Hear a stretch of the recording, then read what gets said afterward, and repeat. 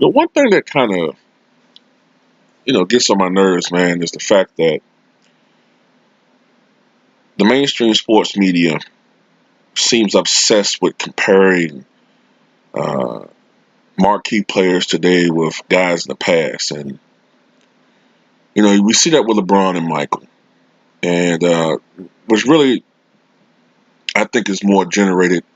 The comparisons are really generated more so, I think, out of a desire for ratings. Um, Michael Jordan is seen as a global icon still, and Kobe Bryant maybe to a lesser degree, but Kobe Bryant is definitely an American icon, and he is known internationally as well. So it makes sense to compare these guys because people are going to talk about it. It's going to increase. It's going to cause an increase in debate, and people like to even see these things. But it's annoying to me because with LeBron, he really should be compared more to a guy like Oscar Robertson or Larry Bird. At least they played this. Larry Bird played the same position. Um, with James Harden and Kobe, more or less they play the same position. James Harden has played point guard in his career, but generally he's a shooting guard. Kobe Bryant was a shooting guard his whole career with the Los Angeles Lakers. Now, are they similar? Well, yes and no. They're, they were or are both volume scorers. Um, Analytics suggest that James Harden is more efficient than Kobe. But my thing is, when it comes to things like true shooting percentage, it favors players who take a lot of threes and shoot a lot of free throws. Now, Kobe shot a lot of free throws, but not to the extent that James Harden is. Now Kobe's had seasons where he's shot 9, 10 free throws per game on average. But James Harden right now is shooting over 11 free throws per game. And James Harden frequently has games where he attempts close to 20 free throws or more, especially since this streak. I wouldn't be shocked if in this 17 game streak where he scored at least 30 points, I wouldn't be shocked if he's averaging maybe like 14 free throws per game, which is getting like toward Wilt Chamberlain territory as far as attempts. Now, Shaq had seasons where he shot as many free throws as Harden, but of course, Shaq wasn't efficient. Even if Shaq may have taken 11 or even 12 free throws per game in some of his best scoring years, he's only made 6 of them, as opposed to James Harden, who's probably made on average 10 and a half out of 12 free throws. You see what I'm saying? So shooting percentage, true shooting percentage, and you know things of that nature. I think it kind of favors guys who take a lot of free throws and make a lot of them or whatever. But to me, James Harden just he's not the scorer that Kobe Bryant was. And I have to take a lot of things into consideration. Number one, the way the game is played now. The game is very free flowing.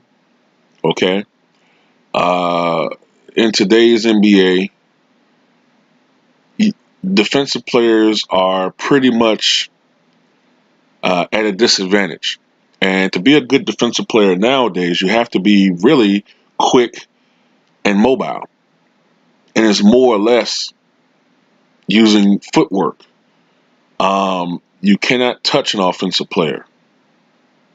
And even 12, 13 years ago when Kobe was at his peak, defensive players were starting to become more, they're starting to become more handicapped. But the way the game was played, even then, um, at least when guys were fighting through screens or,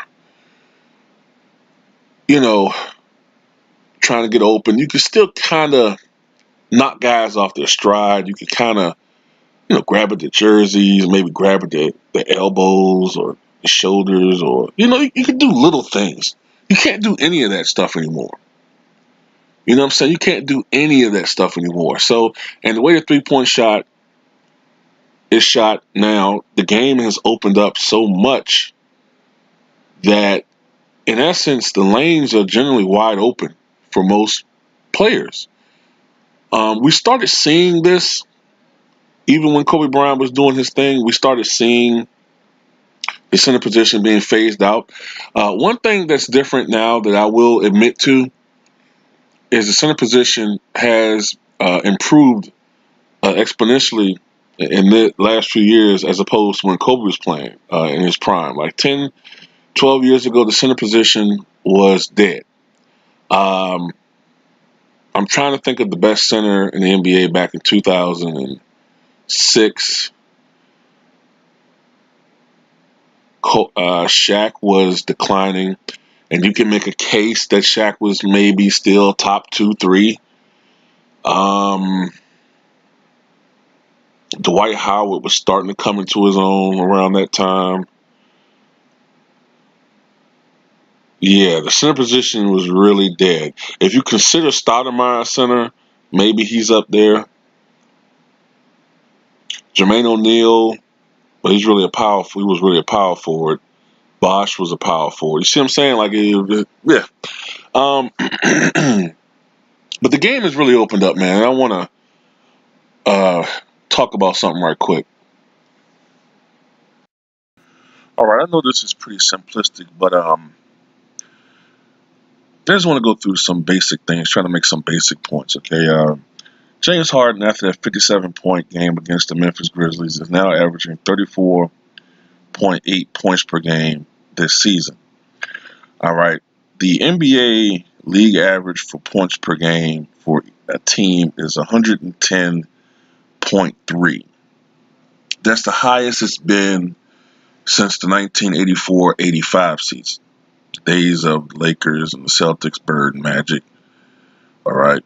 James Harden accounts for 29.1% of his team's total offense. That's a lot of responsibility for one player.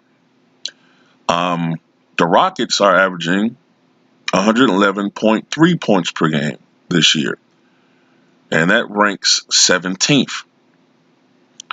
Now, that's a plus 1 point against the league average.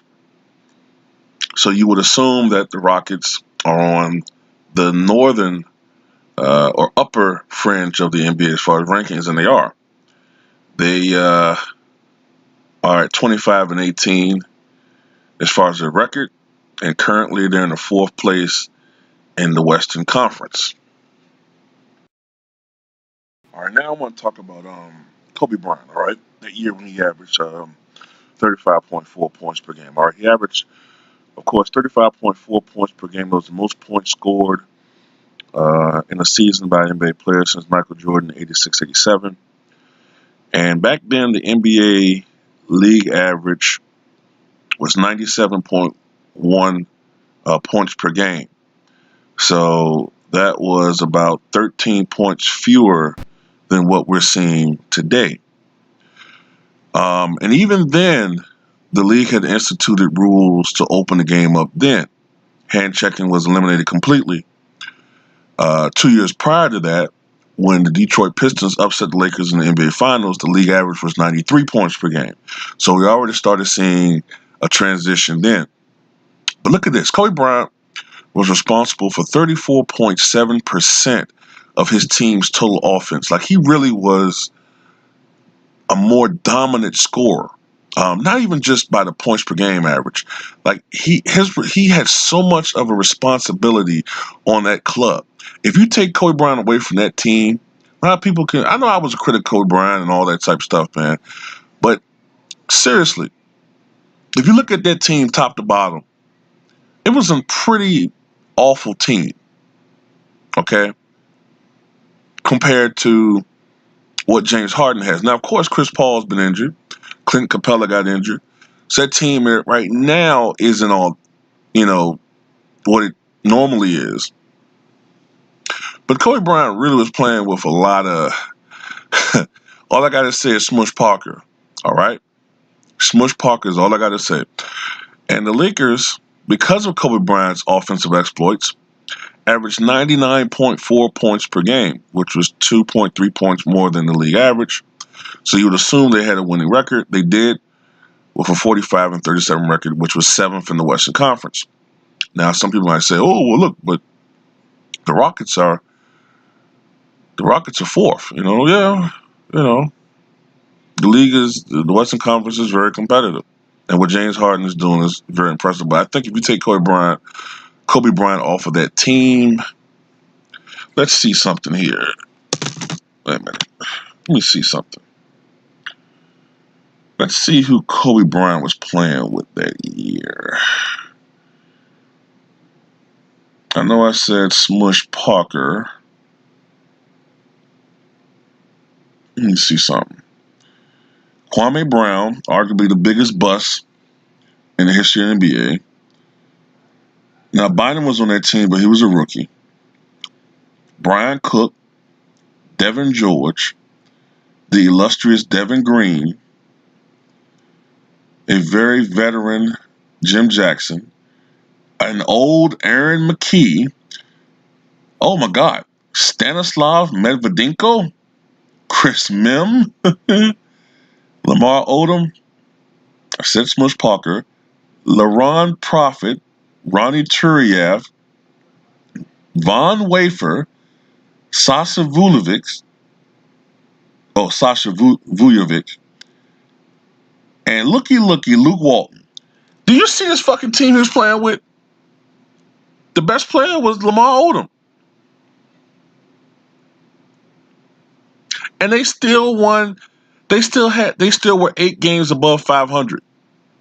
That tells me right there, Kobe Bryant, what he did that year is more impressive than what James Harden is doing.